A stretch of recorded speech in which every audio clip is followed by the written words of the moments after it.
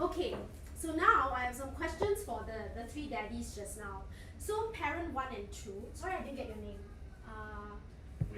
Wei Ming and Desmond. Wei Ming and Desmond, you all didn't know each other. So what skills did you think you had to use to basically get the conversation going? Can you just share with everybody? What did you guys need to use in order to get the conversation going? Improvisation, okay. Ken, sure. What else? Anticipation of what is the lunch going to be, or what the meal is going to be about. Okay, so some thinking, right? Some planning, some organization. Okay. Anything else? Because you have to, kind of keep it back and forth, right? So, yeah. Listening to what the other person has to say. Yeah, listening. Okay, so that's a big one. Listening. And also you ask the question as well. Yeah, just trying to keep it going. Yes. Trying to be helpful, right? Yes. Okay. Okay. So actually, Jensen's daddy was tasked to actually enter the conversation. Okay. So Jensen's daddy, what kind of skills did you feel you needed to enter the conversation like what you did just now? What skills did you need? Brave. Brave. Okay. Yes. You were kind of talking a bit about something that's similar to what they're talking about, right? I mean, you're not suddenly saying, hey, I want to go Sentosa. Like, you're not saying something off, right? Yeah. You were trying to kind of get into the whole grocery thing, right? So, how did you know to say the ice cream topic? Because they are going to shopping mall to get something, right? So it's something I want to do. Okay. Okay, so it just happens to be something that you want to do as well. Okay. Okay, so I think what I'm trying to illustrate there is that having a conversation and entering a conversation is not an easy task to do. Okay? Right? Correct? I mean, it's not easy because you don't know these people, right? And you're trying to, parent 1 and parent 2, Desmond and Wai Ming, were trying to get the conversation going. So it's like two children trying to play, right? How do I sustain the interest of my friend so he doesn't walk off? Right? So I need to really have those skills to do that. Then Jensen's daddy said bravery, because you are now coming to join these two kids. What kind of skills do you need? You need to listen and see, hey, what are they interested in? They are talking about grocery. So maybe I can talk about ice cream. That might interest them, right? Because if he was talking about something completely out, I think the other two didn't even, yeah, I mean, even when he suddenly interjected, the two of them looked a bit like, okay, right? Yeah, so you can imagine how it's like for our children, okay, when it comes to play. So I want to ask all of you now, does anyone remember learning how to do this in school? Was there a class to teach us, okay, when your friend comes, this is what you're going to do? Is there a class? No. Kindergarten? No, don't have, right? Okay, so can you imagine, these are skills that our children don't learn. I mean, formally teach. Nobody formally teaches them what to do, right? So there's quite a lot that's needing to go on in the brain, right? In order for the children to actually be able to do something as complex as this, right? And as they grow up, and that's how our three daddies manage to do that. It's because they have learned those skills from childhood. And how do they learn it from childhood? Through play. Okay, they are playing with friends, and at every point of time they're actually learning to do all of this. Okay, because when we interact with other children, we not only look at other children, we also look at other adults and how they model. So if I'm a child, I'm looking at how my daddy and mommy keeps the conversation going. I'm actually learning, and then I apply that to the play skills when I go to the playground with a new friend. Okay, so all these are actually experiences that our children go through in childhood, and that's why play is very important. Okay, in fact, okay, I would argue to say whatever we learn, those alphabets, numbers, those are not as important. Why? Because they get repeated in primary school, they get repeated in secondary school. I mean, right? And at any point of time, I can turn on a YouTube video. It's going to teach me alphabets and numbers, but but is it ever going to teach me how to interact with my friends? No. No. So you need that critical skill to develop when the children are much younger. Okay? Those are the learning opportunities. Okay, so I think everybody is clear now why play is quite important, right? And I think the fact that all of you showed up today shows me that you agree that play is important, and that's why you're here to listen to this talk. Okay? So I shall move on. And I want now to share about what the development of play looks like. Okay, there are actually 6 stages. Okay, so it goes from unoccupied play all the way to cooperative play. And I'm going to play a short video just to show you all what play looks like as it develops from infancy all the way to maybe 5-6 years old. Okay, so let's have a look at the next video. Can you hear?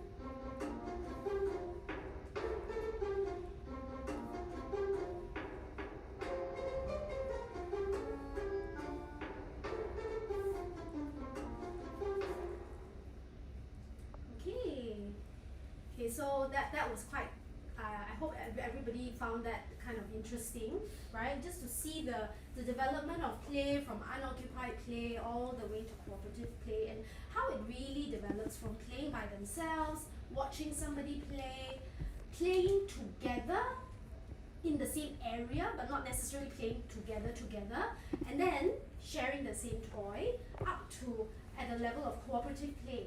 Cooperative play, it could be basically children coming together with no toys and kind of saying, hey, you know what, let's play this, let's do this. You be the police, I'll be the thief, we're going to do this is our plan. So coming up with that plan. So it actually gets, in a way, more and more sophisticated, the play. Okay? So now, just to make sure everyone is awake and paying attention, I'm going to play some videos. I'm going to get you guys to tell me what play stage this is. Okay? So let's have a look at this.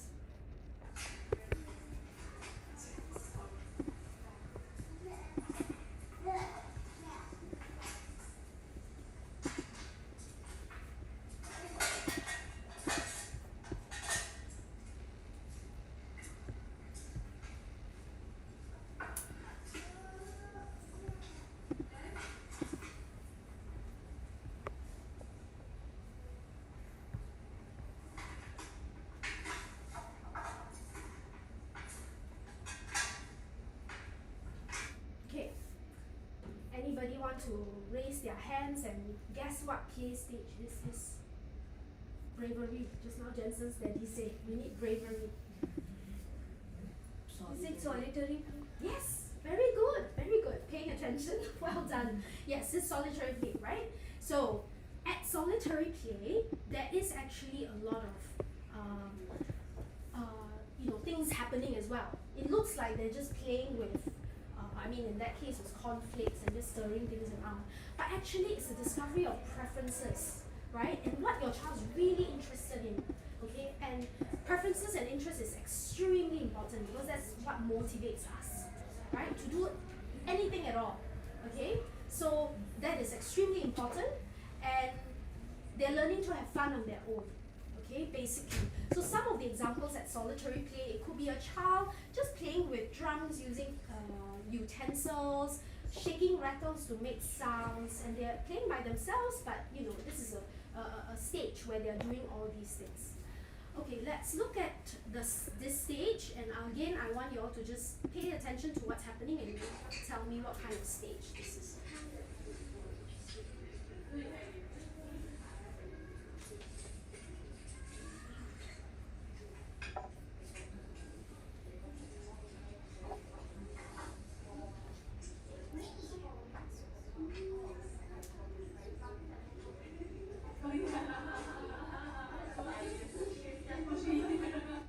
Okay, anyone want to hazard a go? Cooperative play? Okay, this is more parallel, Mami, because there's no, they're not giving each other instructions, okay? If they're giving each other instructions like saying, okay, I put this here, you put this here, and then we, you know, kind of have those language, then it's more cooperative. Why is it parallel? Because they're actually just in the same space, you know? They're not talking to each other. They, in fact, are not even playing the same thing. I mean, as in the same exact toy, okay? Okay, so very good, well done. So at parallel play level, this is where children start to learn to share space. And this is a very important stage as well, because even though they're not playing together, but they're starting to kind of learn to tolerate that my friend is next to me, and it's okay, right? And that even though I'm here and he's here, we could even be playing sort of like a similar kind of toys, it's fine. So learning that actually is what they would be going through at this point. And this stage actually will help the children move towards the more complex cooperative play stage. Okay, so this is also a very important stage. Okay, let's look at the next video.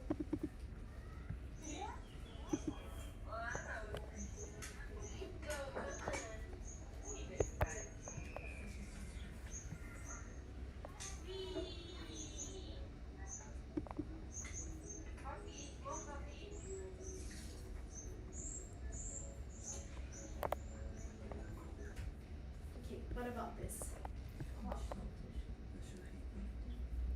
Yes. Can we all say louder? Associative. Yes, associative play. Okay. So not yet cooperative. Okay, because those two are not really talking to each other, but they figured out that okay, actually, you know what? We can do this together. I can pass the brush to her and she will pass it back to me, and there's no sense of threat that, you know, someone's taking something away. So actually at this point of time, they are starting to cooperate and they are starting to play with others. Okay, and some children at this point will also start to develop some language. So there may be a bit of back and forth, like this one, my one. There could be some language, but it's not so organized. Okay, because cooperative play is extremely organized. Okay, so I'll just show you the next one, which I think you all can guess already by now.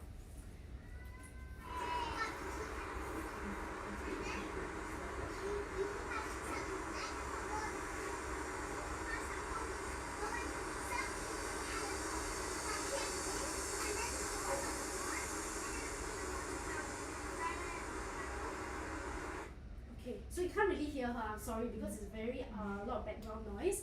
But basically this girl is like telling the two girls, okay, this is what we're gonna do. We're gonna do this, then like this, then like this, then we're going to do this. I also can't hear what she's saying, but basically there's some instructions being given. They are trying to play some, there's no actual toy, right? They're just three girls deciding, okay, we're gonna do this thing, okay, which is could be pretend play, they could be pretending to do something, but you can hear that there's a lot more language, okay? So actually at the cooperative level, they are already working together to get to a common goal. And they are developing skills in problem solving as well. They are trying to think, okay, if I do this, you would do this, but if you do this, what would I do? So there's a lot of thinking process going, exploring ideas and teamwork.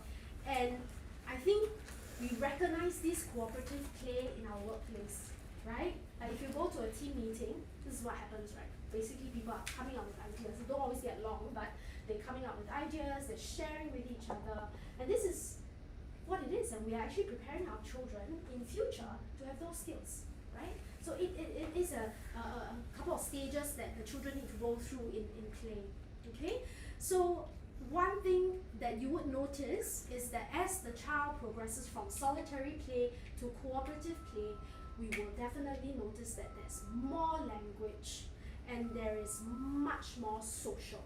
It becomes much more social, okay? So that means the demands are also higher, okay? Which takes me to our next role play, okay? Daddies, don't be scared. Now this is open to the floor, okay? So since the daddies have done it already, can I encourage other people to volunteer? Okay, so same thing, I need 3 parent volunteers. Okay, this time also to do a role play, same thing. Okay, same thing as what happened to the men earlier. We will attempt to do this role play. Okay, any volunteers, please? 3. Come on, mummies. We show the daddies we can do it too. Come. Wow. Okay, one very mommy. Okay, so you read this number one first. Okay, no need to read aloud. Okay, just read to yourself. Okay. Another 2 parents, please. Okay, come.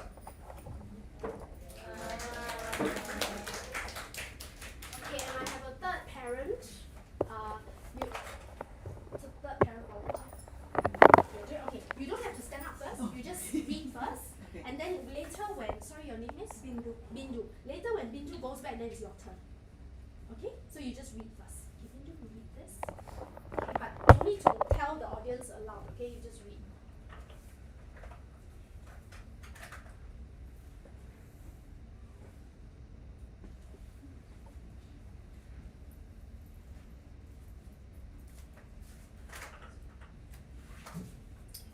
Okay, this is yours. Okay, so because we don't have a lot of space, I need to stand up. Can't sit down, so just hold it lah. Okay. Take your time. Take your time. You can kind of like try and think about how you want to do it, and then we can start.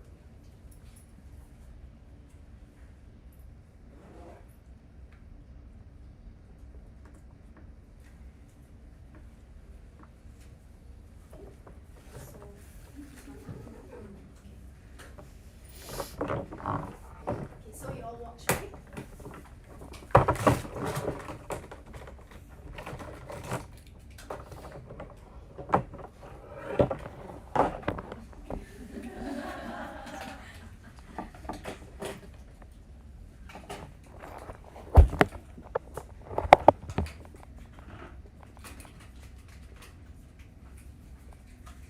This is mine.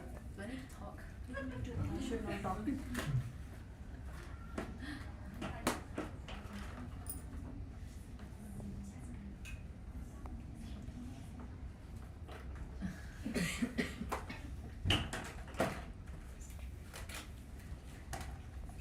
Okay, I'm going to count down again. 10, 9, 8, 7, 6, 5,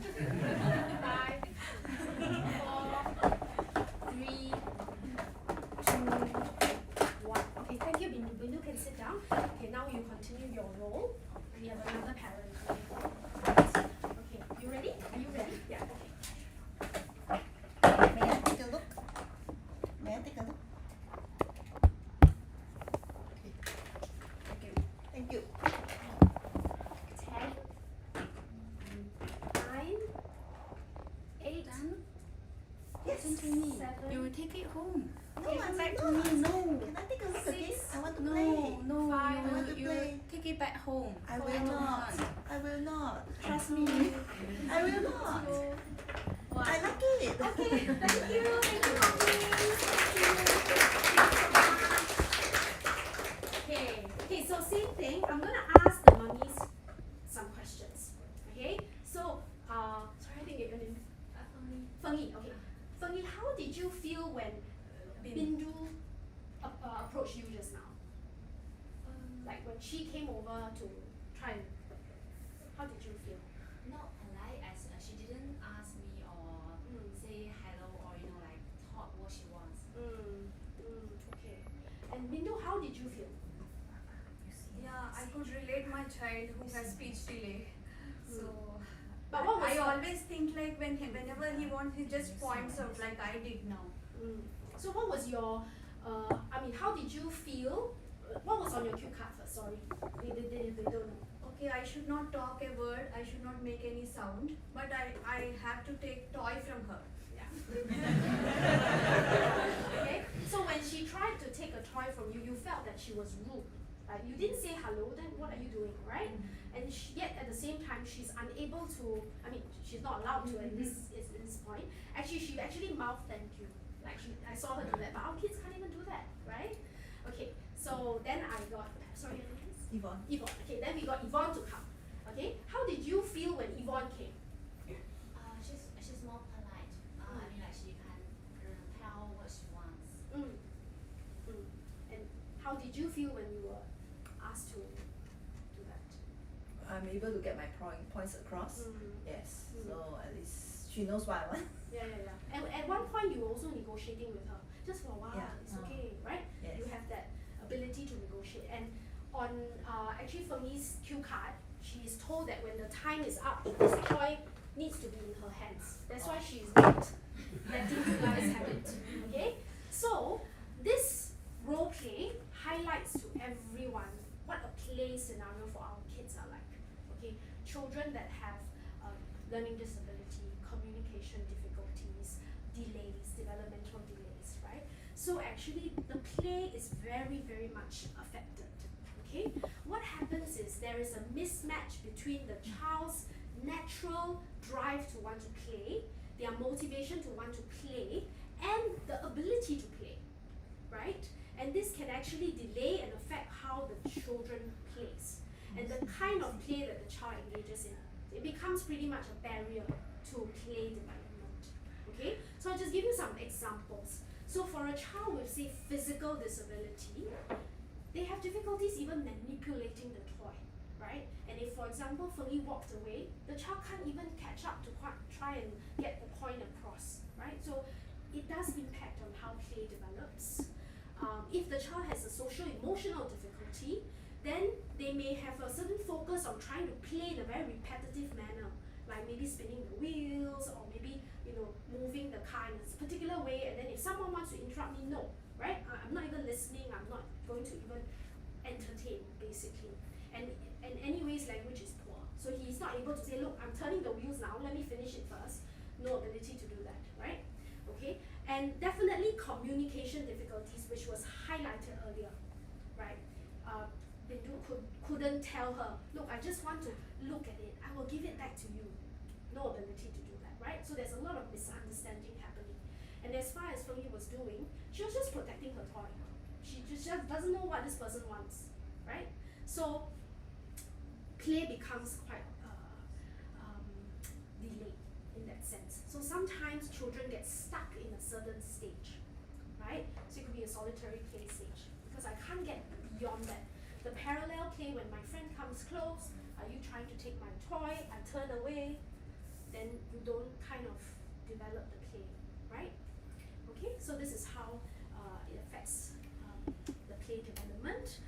Okay, so next, let's find out, okay, because as parents, you guys have an enormous effect on how your children play and interact with you. Okay, the more fun your child can have with you, the more open he is to learning from you. And a lot of this depends on your individual play style. So I'm going to invite you to just, scan this QR code, okay? It will bring you to a quiz, okay? So you just go through the quiz. The quiz is going to show you what kind of play style you are as a parent, okay? So I'll give you maybe a couple of minutes to do that, okay? Right. Yeah. How many didn't manage to? Oh, okay. I will try and kind of figure out the issue with the link, and then I can get Teacher Janice to send the link to you. Okay? Okay. Okay. So this next one then, I'm going to just get you all to have a think about what kind of play style you think you are then. Okay? Just, I'm going to describe it a little bit, and then you just have a think about what kind of play style you are. Okay? So one kind of play style is called the cheerleader style parenting. So basically, this cheerleader parent makes play very fun and exciting. They're usually very expressive, very loud, and they encourage children who are quite passive and reluctant to play, right? So they're usually the very boisterous, like, hey, let's do this, the rough and tumble. Some daddies are a bit like that. Sometimes though, they can be a little directive. Like for example, the child might want to play something and they're like, no, let's do this. This is more fun, right? Because usually the cheerleader style parenting, a play style is a little bit more boisterous, and they want their child to do something quite exciting, okay? However, sometimes it can be a little overwhelming, especially for our children that have sensory overload, when it's too loud or when something is, overstimulating, right? Okay, so this is one play style. Next is the teacher style play style, okay? So usually children will need us, obviously, at some point of time, as somebody to help them, as somebody to teach them, okay? A teacher style kind of play style can seem a little testing, meaning that it's always like, hey, what color is this? What shape is this? Oh, this A, what's after A? So, there's a lot of testing kind of situation. So while we are very interested to help the children, we also put the children in a bit of a testing situation, okay? So that's the kind of, and sometimes, when you take on too much of this play style, it can cause the child to lose interest basically to play with you, because it's not playing really, it's doing work. Okay? Okay, so then there's the do not disturb style, okay? So for this style of parents, the play style, they kind of feel like, anyway, my child doesn't really want to play with me. He seems to be quite happy playing by himself. So I'm going to give him a lot of things that he might be interested in. I might buy things that he's interested in, and then just, let him play by himself, let him explore. And sometimes when we have children that are on the autism spectrum, they do prefer to play alone. And therefore, it kind of also discourages the parents from wanting to play with them, because it seems like they'd rather be playing by themselves. Okay, but it would help also if the parent really takes the time, and later we'll talk about strategies, take the time to try and get involved, get interested, and see what that child is interested in playing with. Okay, and then there's the responsive play style. Okay, that means you're a parent that tends to kind of adapt the way you play according to how your child is feeling. Okay, so I think some of you may have more than one children, right? Some of you have, and I think you realize that, are they the same? No. So a lot of times as parents, we need to be quite responsive. Okay, this person is like that, I need to respond in this way. This person is like that, I need to respond in another way. So a responsive play style is the parent adapting according to what the child needs and is feeling. Okay, so sometimes they may act more like a cheerleader, sometimes they might take on like a do not disturb kind of style, so a bit more kind of dynamic.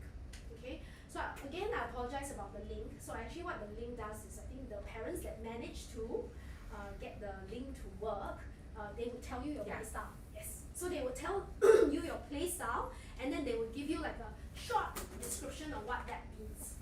Okay, but basically it is answering questions that are lending to these play styles. Things like, do you often choose toys that your child plays, or do you often give instructions when playing? So it kind of like, basically it's just an algorithm that puts you in a particular category.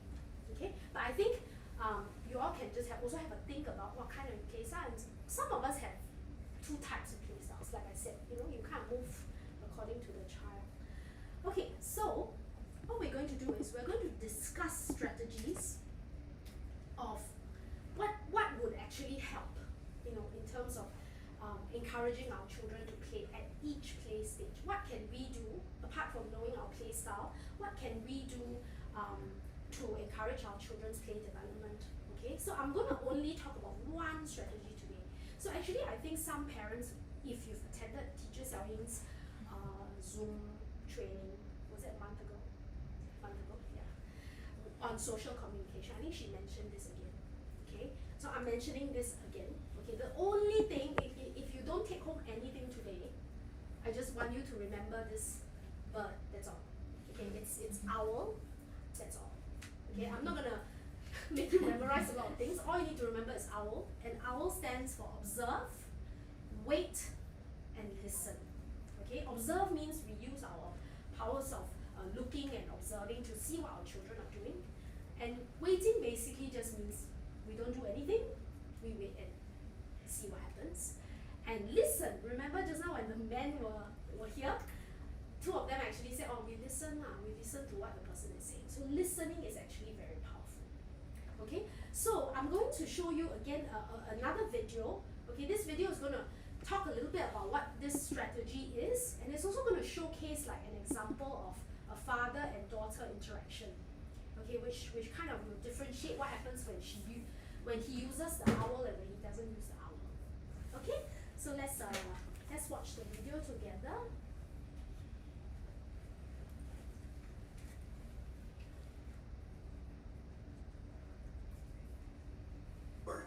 Observe, wait, listen. Observing your child means taking the time to watch what your child says and does. What is she interested in? Where is she looking? Waiting for your child means slowing yourself down and taking the time to find out what your child will say or do next. Waiting is sometimes very hard for adults to do. Sometimes we feel awkward and we want to fill up the silences. But if we wait for our child to take the lead, they can surprise us with amazing interactions. Listening to your child means showing your child that you're interested in what they have to say or what they're doing. Show your child that you're interested in him by looking at him, leaning in towards him, and staying at his level. Take a moment now to think about some of the things you do and do not like when someone is talking to you. Some things you probably do like are when the person is following your interests, when the person waits until you're done talking before they start talking, and when the person is paying attention to you. Some things you probably don't like are when the person only talks about things they care about, or the person doesn't give you time to speak, or the person is distracted or looking at their phone. Just as we like it when someone observes, waits, and listens when we're talking, children like it when we observe, wait, and listen with them. But for children, a lot of communication happens during play. Now, you might be thinking, hang on a moment, I get how to use OWL during an adult conversation, but does OWL really work when I'm playing with my child? Let's watch some video examples to see how OWL changes the play. In this first example, an adult and a child are playing together. As you watch, ask yourself, is the adult using OWL? And what is the child doing? What? A blue one. See, look. You gotta pick the same color you see there. Rosalie, what color do you see there? That's blue, right? So you gotta pick up. Yes? Okay, let's review. Was the adult observing the child? No. You can see right here, the child is looking one way and wants to play with the green. Oh, sorry. Sorry. The green cards. But the adult is looking another way and wants to make the play about something else. Was the adult waiting? No. Just like a friend of yours who talks and talks and talks and never lets you say anything. This adult wasn't waiting to see what the child had to say. Was the adult listening? No. In fact, at one point, he asks her a question. She was about to answer, but he cut her off because he wasn't listening. Now let's watch the same adult and child play again. As you watch, ask yourself, is the adult using OWL? And what is the child doing?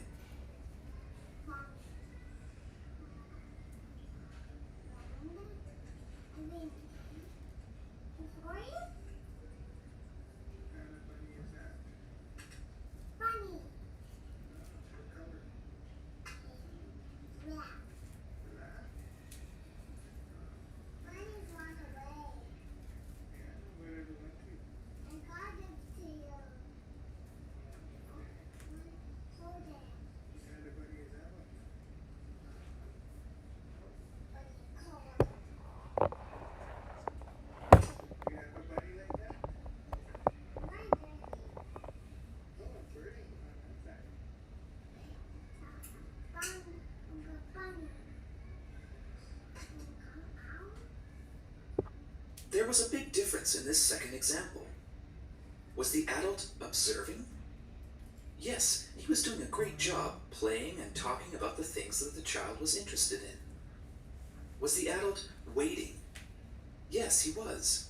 This example was slower and quieter because the adult was practicing great waiting skills. Instead of filling the silence, he waited to see what the child would say next. Was the adult listening? Yes, he was listening. He showed the child he was listening by leaning in and reacting and responding when she said or did something. When this adult used OWL, the child was more engaged and she communicated more often.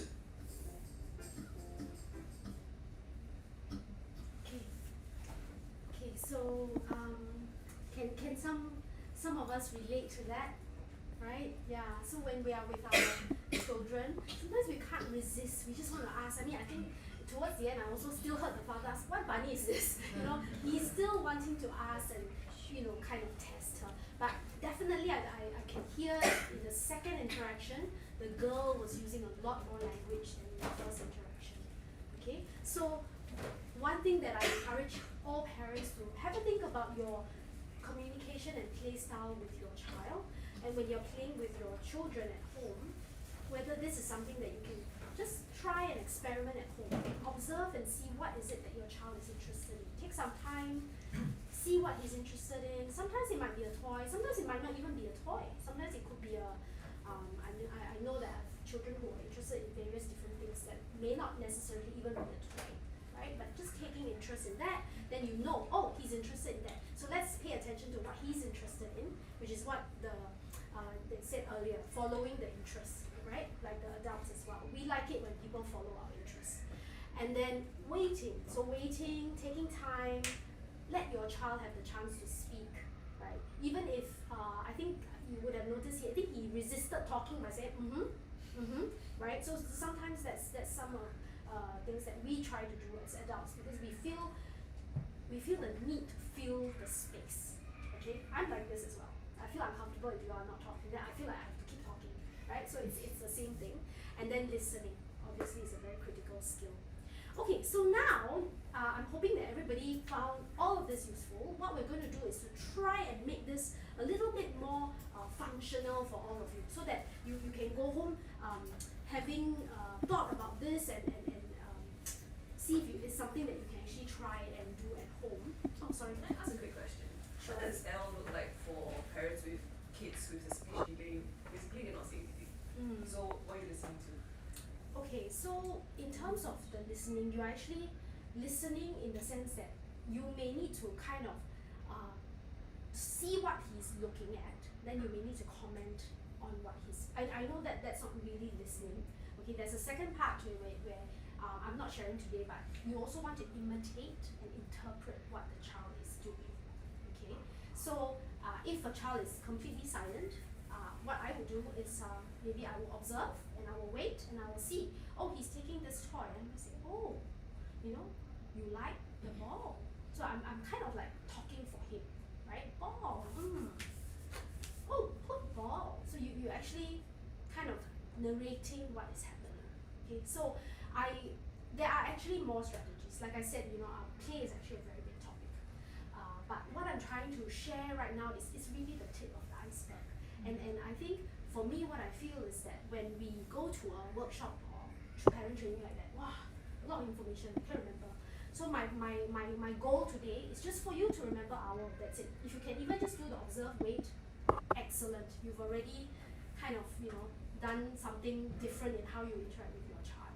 Okay, we definitely want to help our children develop further from where they are. So you can try out the strategies first to see how powerful they are, and then of course there are other follow-up things that we can do, and different play stages. There's quite a bit that we can cover.